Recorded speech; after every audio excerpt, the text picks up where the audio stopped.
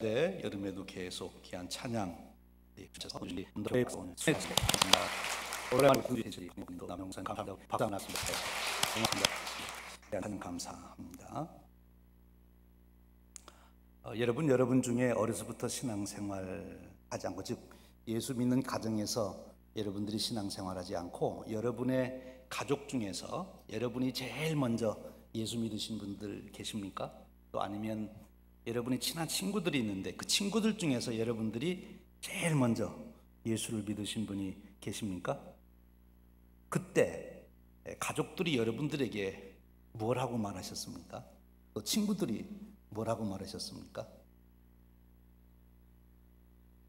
여러분도 잘 아시는 이어령 박사님, 한국의 공부장관도 지내시고, 또 젊었을 때는 아주 기독교에 대해서 신랄하게 비판하고 독서를 퍼붓는 그런 분이었는데, 그분이 따님으로 인해서 예수님을 만나고 예수님을 믿게 되었어요. 그래서 그분이 예수를 믿게 된 것을 그 주위에 있는 분들이 아셨을 때 이렇게 얘기했다고 그래요. 그분의 간증에 의하면 참 괜찮은 사람이었는데 사람 버렸다, 그렇게 얘기했다. 사람 버렸다, 그 말이 오늘 성경에는 좀 더 과격하게 표현되는데 뭐라고 표현되죠? 미쳤다, 그렇게 표현됐어요.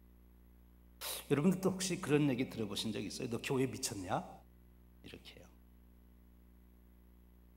그 얘기는 오늘 우리들 사이에서만 있는 것이 아니라 이미 우리 교회가 시작될 때 그때부터 그런 얘기가 있었어요. 오늘이 성령 강림 후 세 번째 주일입니다. 교회는 오순절날 성령이 강림하셔서 탄생이 되고, 그리고 성령님의 역사로 폭발적인 부흥의 역사를 이루게 됩니다만, 근데 AD 65년 70여 년경, 그때가 바로 마가복음이 쓰여졌을 당시인데, 그때쯤 되면 이 복음이 증거로 인해서 또 사도 바울의 선교 활동, 또 모든 초대교회 성도님들의 복음 증거로 인해서 예루살렘만이 아니라 로마에까지도 그리스도인들이 많이 일어나는 그런 때였어요. 그러함과 동시에 그 당시에는 어떤 일이 생긴가 하면 이제 로마의 황제가 본격적으로 기독교를 박해하는 시기가 된 것입니다. 그래서 예수를 믿는다고 하는 것은 박해를 각오해야 됐어요.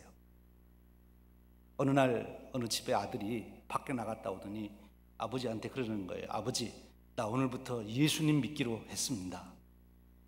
아니, 아들이 밤마다 어디 마실 가듯이 왔다 갔다 하더니 하루는 와가지고 예수 믿는다고 그러는 거예요. 근데 그 아버지는 잘 알아요. 지금 예수 믿는다는 것이 어떤 일이 앞에 있다는 거를. 바로 그것이 발각만 되면 이제 로마의 군인들에게 잡혀가고 감옥에 가고 처형을 당할 수 있는, 더더욱 유대인들에게 있어서는 그 사실이 알려지면 해당해서 출교를 당하는, 유대인 공동체에서 쫓겨나는 그런 일을 지금 당하는 그런 시점이에요. 바로 초대교회는 부흥을 이뤘지만 큰 박해 속에서 위기를 당하게 된 것입니다. 그런 로마의 황제, 또 유대교에 의한 박해, 그런 상황에 있는 초기 성도님들, 특별히 로마를 중심으로 살고 있던 성도님들에게 쓰여진 복음이 마가복음이에요. 그래서 이 마가복음, 오늘 우리가 읽은 말씀은 바로 우리가 이 말씀을 잘 이해할 수 있는 그 배경을 우리가 먼저 이해하고 보면 잘 이해가 됩니다. 근데 그 예수 믿는 사람, 그 아버지가 뭐라고 그랬겠어요? 아들이 나 예수 믿는다고 그러면 당장 그만두라고. 너 미쳤냐? 지금 예수 믿다가도 그만둘 일인데 지금 예수 믿는다고 나가서 내가 떠들기만 하면 당장 너는 잡혀가는데 집안 망하려고 그러냐? 또 예수 믿으면 우리 한국식으로 말하면 뭐라고 얘기해야 돼요? 오늘부터 너는 포적에서 파낸다, 그러는 얘기예요. 여러분, 그런 얘기 듣고도 이 아들이 예수를 믿어야 될까요? 여러분들은 어떠셨어요? 여러분 집안 사람들이 다 반대하고 친구들이 반대하는데 그래도 여러분들은 주일날 예배에 나오고 나는 그래도 예수 믿어야 된다고 그러셨습니까? 그것이 쉬운 일은 아니었지요. 쉽지 않은 일이에요. 박해를 받으면서, 그것도 가족들이 너 미쳤냐 그럴 때, 여러분들이 일상의 삶에서도 무엇인가 새로운 일을 하려고 그럴 때 여러분 가족 중에 하나가 여보 당신 미쳤어 그러면 어떡합니까? 여러분 그 일 합니까 안 합니까? 그 소리 들으면은 그만둬야지요. 그렇죠? 부인이나 아내가 너 미쳤냐고, 부모님들이 너 미쳤냐고, 자녀들이 부모님에게 너 부모님 미치셨습니까? 그러면 어떻게 해야 돼요? 하던 일을 하지 말아야 돼요. 오늘 우리가 읽은 성경 말씀에 예수님의 어머니하고 예수의 가족들이 와서 예수님 미쳤다고 잡으러 온 거예요.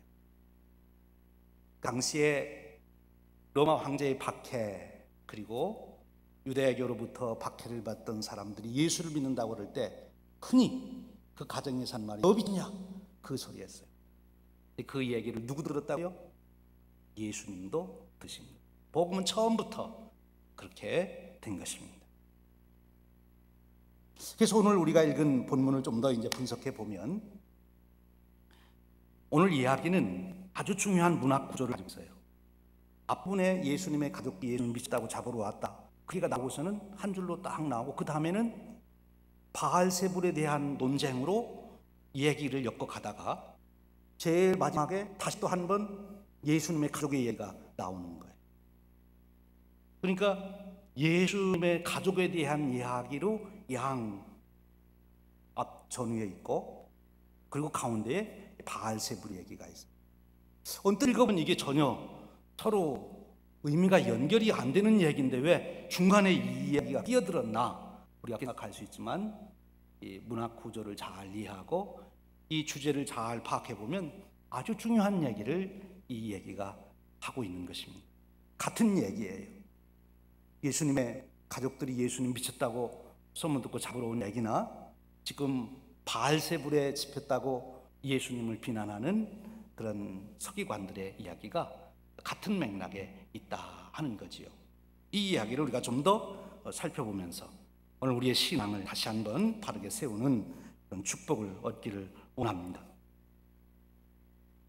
오늘 말씀에 보면 예수님의 친족들이 듣고 그를 붙들려 오는 그가 미쳤다 하밀러라, 21절에 그렇게 말씀하고 있습니다.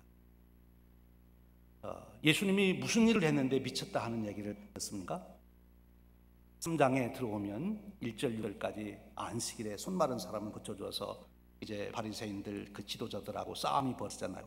그래서 어떤 일이 생기죠? 6절에 보면 죽이기로 작정했다. 그래서 예수님을 지금 죽이려고 작정을 했어요.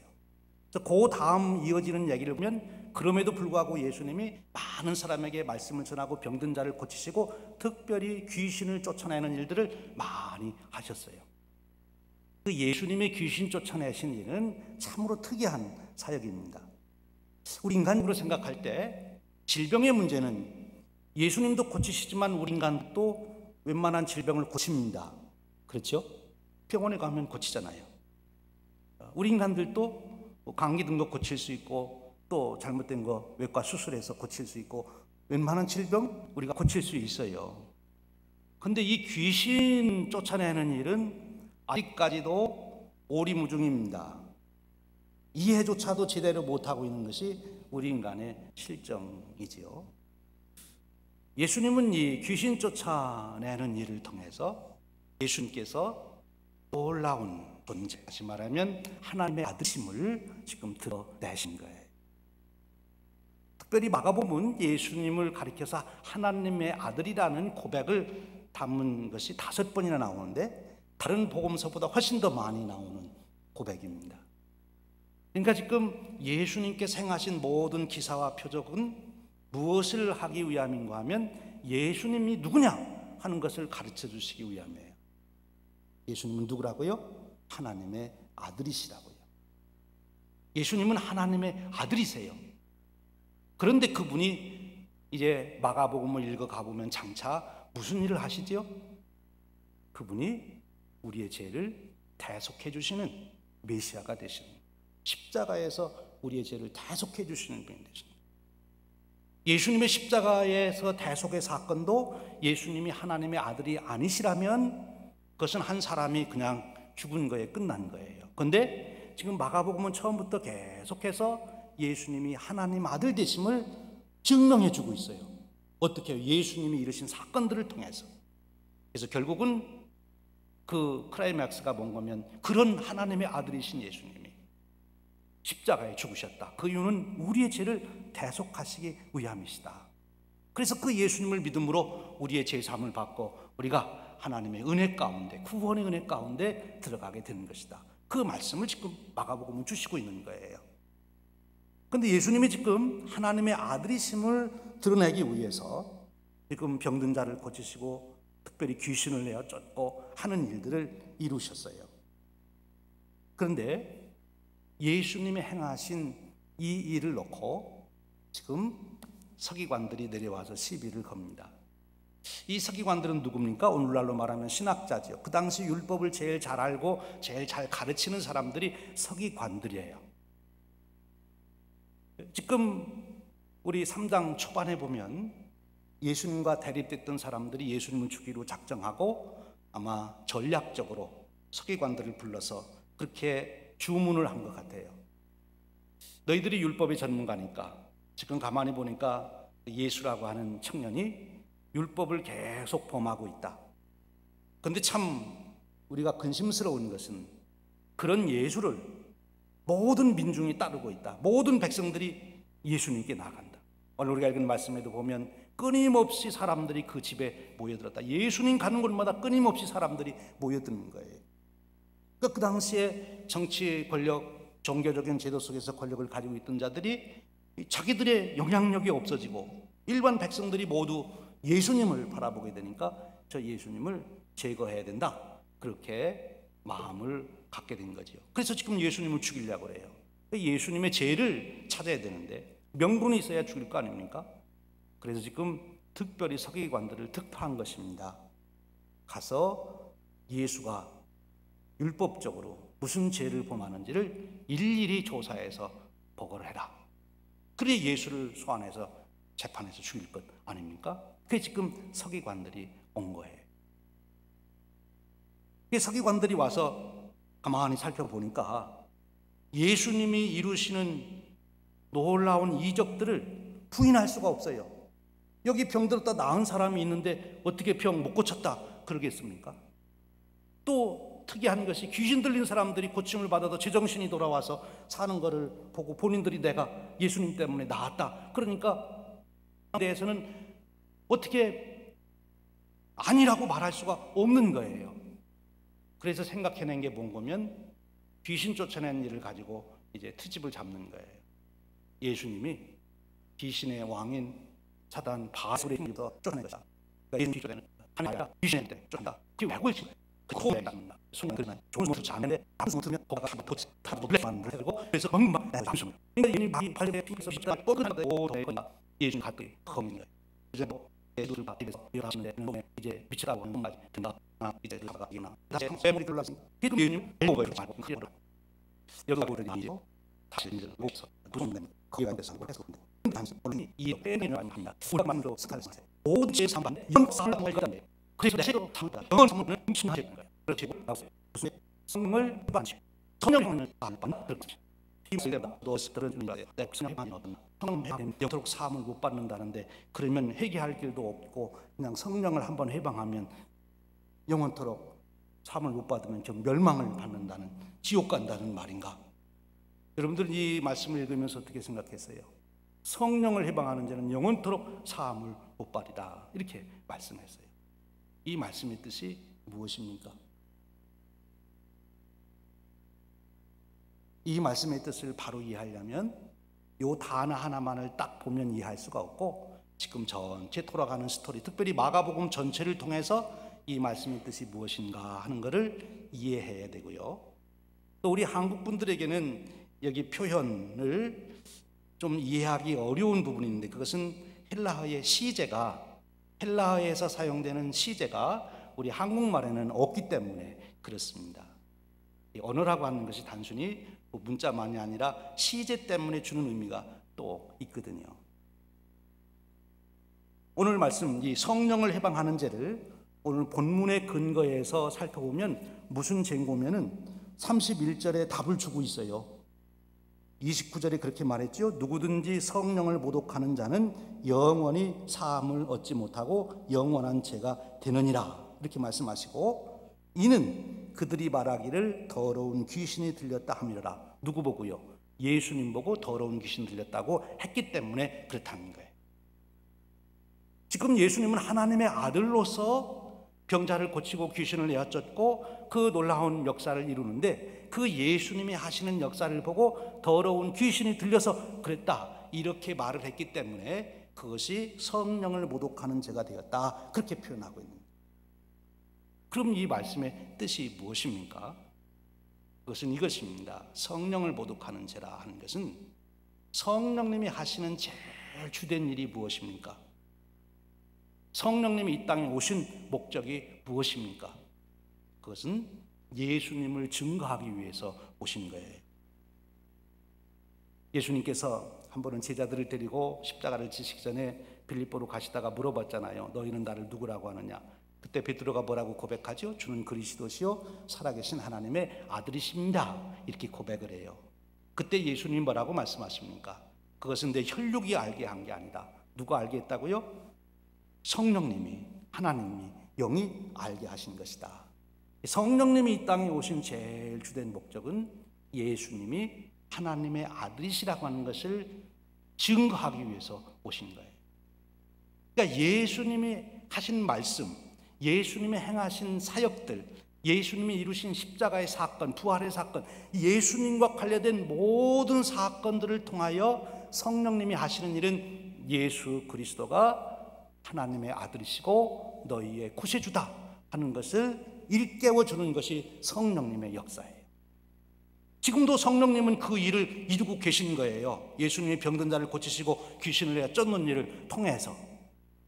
그런데 서기관들은 분명히 알아요. 예수님이 병을 고쳤다는 것도 알고 귀신을 내어 쫓았다는 것도 알고, 그리고 자기의 속 생각으로는 아마도 예수님은 보통 사람이 아니다, 말은 우리가 지금 이렇게 하지만 예수님 진짜 하나님 아들인가 봐, 구세주신가 봐, 그렇게 생각했을 수도 있어요.